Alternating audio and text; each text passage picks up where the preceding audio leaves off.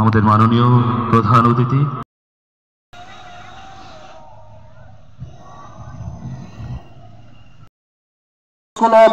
আশ্রম school পরিচালনা করা হয়েছে। বিভিন্ন জনজাতি ছাত্রছাত্রী আবাসে আধুনিকরণ অঙ্গ হিসাবে প্রজাতন্ত্র দিবস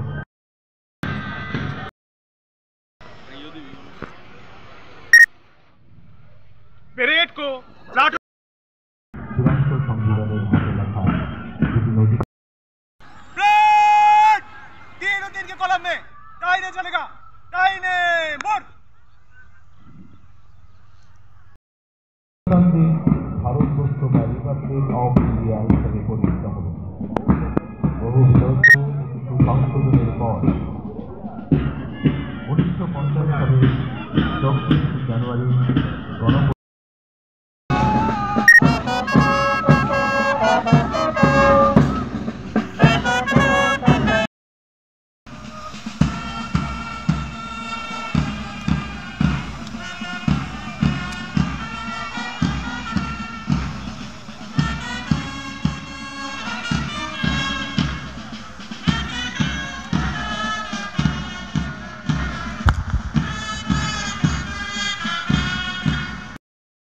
প্রত্যেকটি প্লাটুন পায়ে পা মিলিয়ে এগিয়ে আসে। জাতীয় দিবসের অন্যতম জাতীয় দিবস যথাক্রমে স্বাধীনতা দিবস এবং গান্ধী জয়ন্তী। এই দিন সারা ভারতে নানা অনুষ্ঠানে আজকের এই দিনটিতে মূল অনুষ্ঠান কেন্দ্রীয় কুচকাওয়াজের মাধ্যমে অনুষ্ঠানটি হয় নতুন দিল্লির রাজধানী। 15ই আগস্ট 1947-এ ভারত স্বাধীন হলে গভর্নর জেনারেল, তখনও দেশের কোনো স্থায়ী সংবিধান ছিল। উপনিবেশ ঘটিয়ে দেশ শাসনের কাজ চলছিল।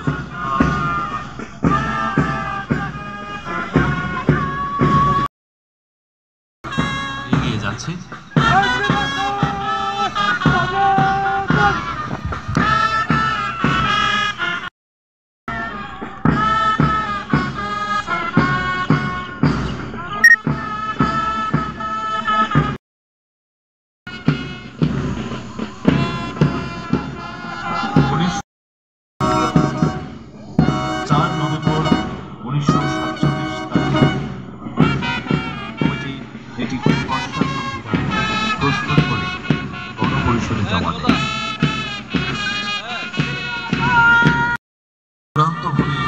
সংবিধান গৃহীত হওয়ার আগে 2 বছর 11 মাস 18 দিন ব্যাপী সময় গণপরিষদে এই খসড়া সংবিধান আলোচনার জন্য 166 বার অধিবেশন ডাকা হয়।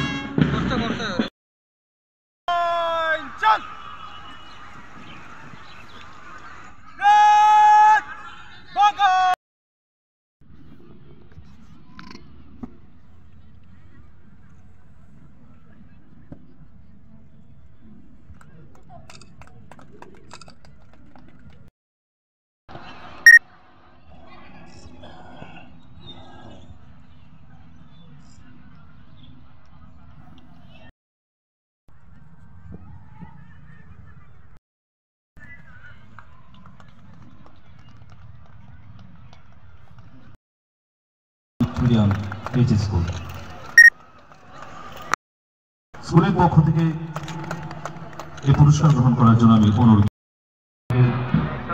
অনুষ্ঠান পরিবেশন করবে। আমি তাদের প্রত্যেকের নাম। শুভ সকাল,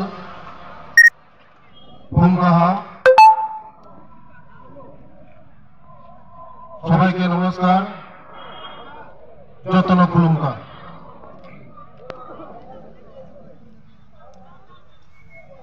ভারতের 76তম প্রজাতন্ত্র দিবস উপলক্ষে আমি সমগ্র ত্রিপুরাবাসী তথা বিভিন্ন জনজাতি সম্প্রদায়ের জীবিকা জীবিকাকে কেন্দ্র করে মুখ্যমন্ত্রী ট্রাইবাল ডেভেলপমেন্ট মিশন নামে এক প্রকল্প গত 15 নভেম্বর 2023 সালে জনজাতি গৌরব দিবসে ঘোষণা করে। বর্তমানে এই প্রকল্প অধীনে বিভিন্ন কার্যক্রম চালু রয়েছে। রাজ্যে এওয়াই এবং পিজি অসল তালিকাভুক্ত সকল জনজাতি পরিবারকে জীবিকা নির্বাহের লক্ষ্যে অর্থনৈতিক কর্মকাণ্ড পরিচালনার জন্য মুখ্যমন্ত্রী জনজাতি বিকাশ যোজনার মাধ্যমে এককালীন 25,000 টাকা করে আর্থিক সহায়তা প্রদানের লক্ষ্য মাত্রা রাখা হয়। ইতিমধ্যে 4.978টি এওয়াই এবং পিজি হোল্ডার তালিকাভুক্ত জনজাতি পরিবারকে উক্ত আর্থিক সহায়তা প্রদান করা হয়েছে। ত্রিপুরা জনজাতি সম্প্রদায়ের অর্থ সামাজিক উন্নয়নের জন্য বিশ্ব ব্যাংক এবং অর্থায়নে বিভিন্ন ক্ষেত্রে যেমন কৃষি, বাগিচা, পশুপালন ইত্যাদি প্রকল্পের হাতে নেওয়া হয়েছে। এই ক্ষেত্রে জনজাতি অধ্যুষিত ব্লকে যোগাযোগ অর্থনৈতিক সার্বিক উন্নয়নের জন্য প্রায় 14,000 কোটি টাকা লোন এগ্রিমেন্ট 20 মার্চ 2024 থেকে রাজ্য কার্যকর হয় এবং যার বাস্তবায়ন চলছে। প্রধানমন্ত্রী আদর্শ গ্রাম জীবনের অধীনে ভারত সরকারের জনজাতি কল্যাণ মন্ত্রণালয়ের 344 গ্রামের ভিলেজ ডেভেলপমেন্ট প্ল্যানের জন্য 70 কোটি টাকা অনুমোদন দিয়েছে। ইতিমধ্যে ভারত সরকার 42.73 কোটি টাকা প্রদান করেছে এবং গ্রামগুলি উন্নয়নের কাজ চলেছে। বর্তমান ত্রিপুরা রাজ্যের বিভিন্ন জেলাতে 84 বন বিকাশ কেন্দ্র স্থাপন করা হয়েছে, যেগুলির মাধ্যমে ঝাড়ু, আমলকি, তেঁতুল, গন্ধকি ইত্যাদি মতো বনজ দ্রব্য রেলওয়ে স্টেশনের মাধ্যমে বাজারজাত করেন। লক্ষ্য বিভিন্ন কার্যক্রম চালু রয়েছে। এতে মোট 18.440 বেনিফিশিয়ারি উপকৃত হয়েছে।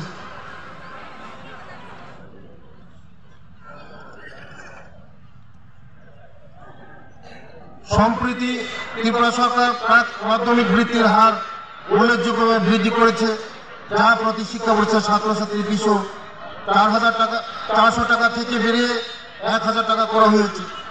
জনজাতি জনগোষ্ঠীর শিক্ষা এবং প্রসারের লক্ষ্য ছাত্রাবাস বৃত্তি, পাক বৃত্তি, বৃত্তি মাধ্যমিক বৃত্তি, বিনামূল্যে পাঠ্য বই সরবরাহ, মৌলিক বিষয়ের উপর বিশেষ কোচিং প্রদান, মাধ্যমিক পুরস্কার প্রদান, সামরিক ও আধা সামরিক বাহিনীতে নিয়োগের জন্য প্রাক প্রস্তুতি প্রশিক্ষণ, CCTV camera, smart TV, smart class, steel school bag, solar lamp, filter,